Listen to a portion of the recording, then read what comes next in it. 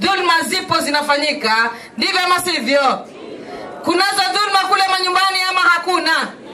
Zipo.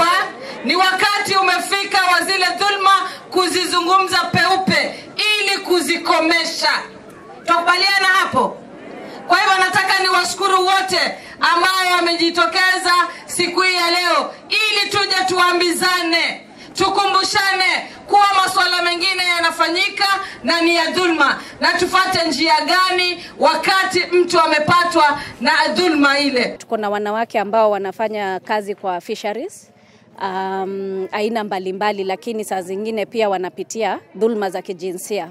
Kwa hivyo huyu mradi wetu wa Safety for Women in Fisheries tunauita SWWF project, unafanya kazi na mashirika na wafadhili ambao wanafanya kazi kwa sekta ya fisheries kupingana na dhulma za kijinsia. Ni kwamba tunaona kuna dhulma za kijinsia kulingana na mambo ya fisheries.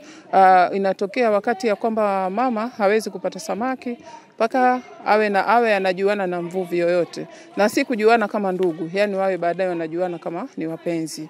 Na kutokana na hichi imekuwa biashara inakuwa ngumu, kwa sababu kuna wale ambao wenyewe wanalinda utu ama hadhi yao ya kwamba wao hawataki kufanya yale mambo mengine, lakini hufika wakati ikawa sasa imebidi. Tunaangalia sana wanawake ambao wamedhurika na katika sekta ya uvuvi.